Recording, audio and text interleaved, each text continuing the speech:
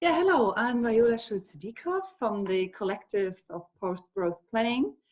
I'm happy to welcome you to our fourth episode on becoming a post-growth planner, today with Luca Bertolini.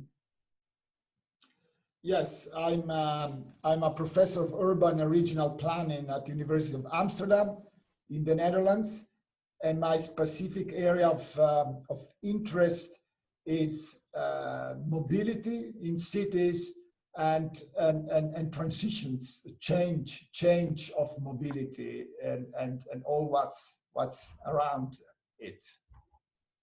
Thank you, Luca, and also a warm welcome from my side to this episode. I'm Christian Lamker, Assistant Professor for Sustainable Transformation and Regional Planning at the University of Groningen, also in the Netherlands. So let's start into this conversation. The first question that we would like to address to you, Luca, is getting a bit into practice today. So you're an academic, but what's your impression? How would you describe more or less the typical planner today as an individual being, as a person? So who's out there? What is the planner? Well, maybe my first answer would be that there is no typical planner.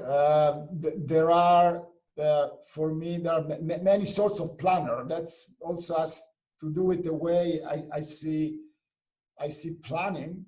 For me, planning and a planner is anybody focusing, I mean, their daily efforts on what, collective, purposeful interventions in space and place. And that could be done in many ways, and also from within different kind of organizational setting. It could be somebody in government, could be somebody in the market, could be somebody in civic society. So, I really attach to this broad definition. It's not just somebody with, a professional degree working in a city office and making land use plans. It's broader. And so their days will be quite different depending on the environment they work, the issues they work on. But I do imagine that they would have something in common, and also thinking about their days and what they would do. So, and what I imagine they would all do in one way or the other is to be involved in quite a lot of deliberation with all sort of stakeholders, people that have something to say, to give and take in transformation of places.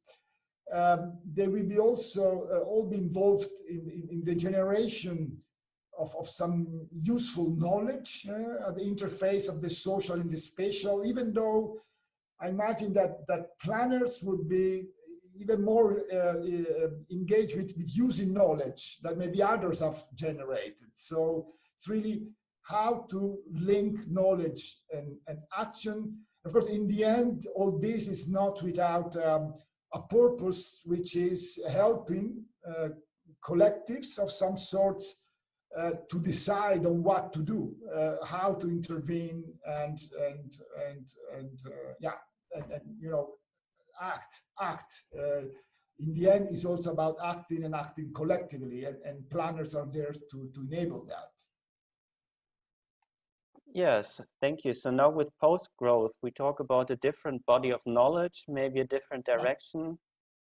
From your experience and ideas, why is it so important to understand what hinders planners to think in such a new, different direction towards post-growth? Yeah, that's a good question. Well, I think that planners that have pursued that aim and direction, probably the most important thing to understand is that we live in a world where everything is geared towards achieving economic growth. So the world we are in is not, conducive to that sort of efforts. And it's not just the setup of this world, the institutions, etc. It's also the kind of idea that the assumption, implicit or explicit, that most, if not all good things in life, prosperity, innovation, well-being, are thought as dependent on economic growth. So that's, I would say, maybe even a greatest hurdle. So it is that this logic of economic growth is both built in institutions. Think at, for instance, how the property market works, and the fact that basically any investment in the market needs a return, which assumes, requires even growth, etc., all those sort of mechanisms. But it's also a matter of the imagination of people not be able to think a life or a business which is not dependent on growth to prosper in many ways. So I would say that the biggest challenge is, I would say, I really start from that imagination. So the biggest challenge is to try and imagine a good life that is independent of economic growth. I think that's the first and main challenge. And second, and related, of course, to try and understand which different institutions from the ones we have might allow that. And of course, institutions, what are institutions, you might ask, it's from very concrete things, laws, regulations, but also it's also part of the social norms that people have and so forth. So what would be institutions that allow that kind of good life independent of growth? That first we have also to imagine. And I mean, and let's be honest, it's a search process, a lot of uncertainty, a lot of dilemmas are to be encountered along the way. Yeah, you did a lot of work also on experimentation, for example, in street mobility or in mobility. So does your work offer some inspiration for planning practitioners to go beyond growth, to act, to think beyond growth? Well, it's interesting you mentioned that, and indeed in my work, mobility, you see very directly a relationship with growth, which is not just economic growth, it's quite materially mobility growth. And again, you could say more or less the same thing. There is a context where really we depend on mobility, really to do for our daily lives, for our work, for many things. But it's also, again, a context where a lot of good things that we pursue in life, very legitimate things, are associated with mobility, with going often far, and so fast mobility, motorized mobility, and so forth. So, so there's definitely also a challenge of imagining a life which is good and businesses that can function with no or less mobility, and break these barriers. And I think what fascinates me of experiments, in particularly experimenting with city streets, with different regulations, design and uses of streets, is that it helps explore these possibilities, and not just as planners or experts or politicians, but as people living in a street. So concretely, you accept to give up some parking places. You make it a bit more complicated for you to access your car, or maybe even you accept to give up using your car for sometimes a few days or even more.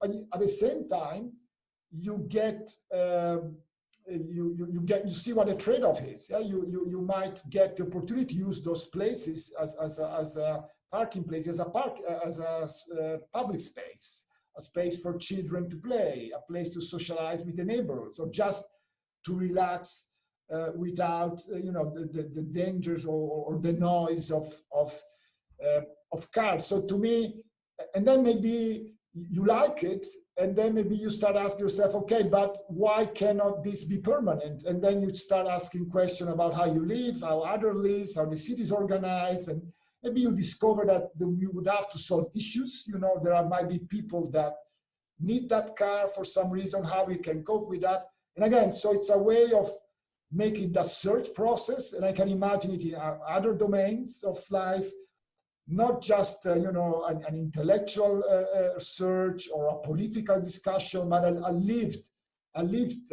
search, which I think that it's quite crucial, because in the end, it's all about again, as I said, about imagining, but also experiencing a good life, which is independent of growth, but in this case, not only economic, but also mobility growth. Thank you. Yeah, as we communicate via video, I can see a sign in your background, geef het fietspaard terug, give the cycleway back. So would you say planners should work with more bold claims, more visions to express such things? It even has an exclamation mark on it. So should planners work with such clear ideas and bring them forward? Yeah, it's funny you asked that. I mean, that's again an interesting question. This actually was from a demonstration I participated a couple of years ago. It's a sign, by the way, already, which has a much longer history, that started like the 70s, when really there were no cycle paths at all, and so forth and so forth. But let's leave that aside. But really, then I really thought, I'm here as a citizen, not as a professor, you know, because again, as a professor, I think you cannot just simply be an activist. You can as a citizen, but a professor is more subtle. And I think I would say also as a professional planner is more subtle. I would think here is what we can do as planners, both in academia and practice, is to, and again, from this post-growth idea, is to identify experiences where there are people, you know, as persons, but also as businesses, organizations that are already and actively exploring what this good life, independent of economic growth, could look like. And also, you know, identify them, you know, and by linking to them, understand, okay, what are the obstacles they face in institutions and in current institutions? What are alternative institutions that might help them, you know, realize their dream, or maybe not keep doing it in the face of all sorts of difficulties? And again, it's not, I think, you know, in that sense, you say you could join their search, but from a specific point, which is not just, you could, I don't think, I'm not against the idea that you could be really an actual researcher, really also being one of those citizens or trying to do that. But even if you're not, you still have a role to bring some specific expertise and resources. And I think that what planners have to bring in, you know, they have, you know, different planners might have different expertise, but they are very potentially useful expertise. Again, I named property markets, how they function, how you might do things differently. Everything is, in the end, also needs a physical space. So it needs to, you know, come from the market.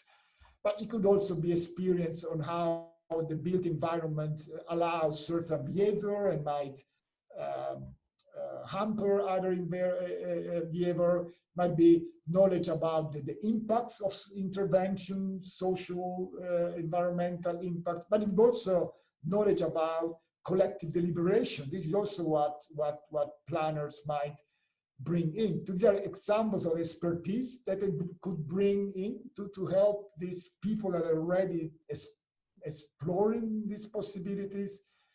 And then the planners, I think, also have resources that many of these people, groups, individuals might not have. And examples are access to scientific knowledge, you know, certainly planners in academia, but also access to other stakeholders with which they might join or at least negotiate, and also access to government officials, to procedures inside public administration. Again, depending on where a planner is located, these are resources that could be quite crucial to make something which maybe is just a dream or an idea of people, something concrete, and also that can last longer. And again, it could be done from the inside, but maybe also from the outside. That's an interesting question in itself. So basically you say the same as you did. Planners could also sometimes change their role, get out as citizens, maybe join part of these forces outside then. What would allow them to take at least a bit of that spirit, a bit of these ideas back into their role in their office, and then use their knowledge, their tools that they have available in that role to steer towards a different new direction? Yeah. Well, as I said, I think it starts with understanding what these people on the ground are trying to do, and understanding what are sort of obstacles they're encountering. And then I think that at the very least, planners might have knowledge that they might help these people find ways of overcoming these barriers. But in the best case, they could even have resources. For instance, again, people within government could help, planners within government could help people navigate the bureaucratic apparatus and maybe find, ways to get around some regulation or get access to some subsidies, all sort of small things that could really help make things further. Then I imagine a planner,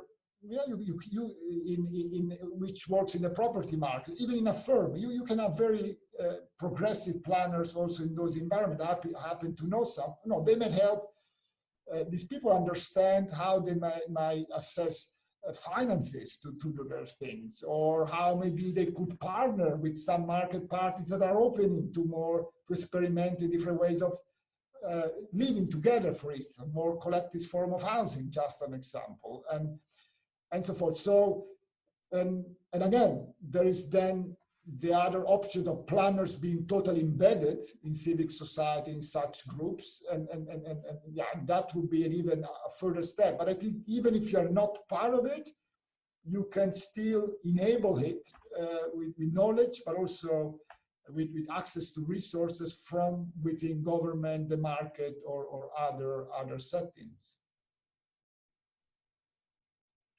Yeah, thank you. So taking it a step further, do you have a clear advice, or what would you advise a planner today to take more courage to use post-growth ideas, to use post-growth thinking, and to use this body of knowledge that's emerging and that's out there to be taken up?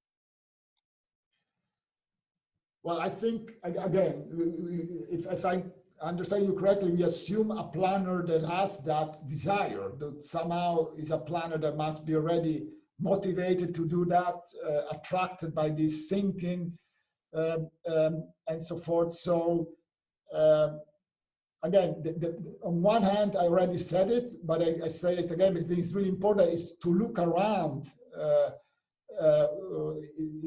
in a city or on a town or where this planner is active, to instances, on the people on the ground. Again, it could be resident, but could be also businesses, could be NGOs that are, trying to do something that goes in that direction, and then do the things that I already mentioned.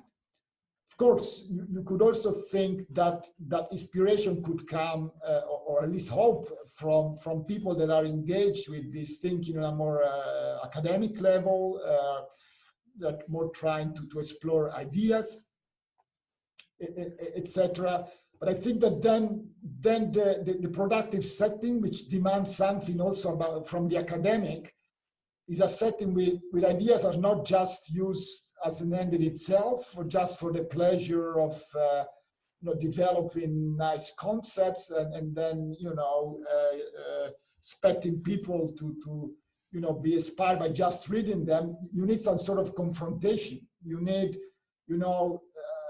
planning academia and planners outside, engaging with each other and see how this concept being developed in academia might enlighten what planners in practice are confronted by, and the other way around. So that could be probably, so one side engage with practice, with people trying to do it, and on the other hand, engage with academia. And in both cases should be an interaction, a confrontation, I would say.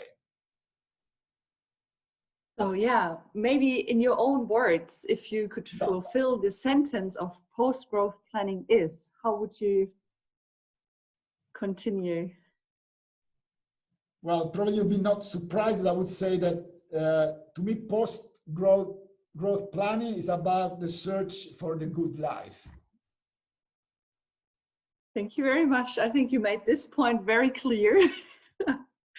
Thank you, Luca, for this very interesting talk. Thanks, Luca, for sharing your ideas with us today. Yeah.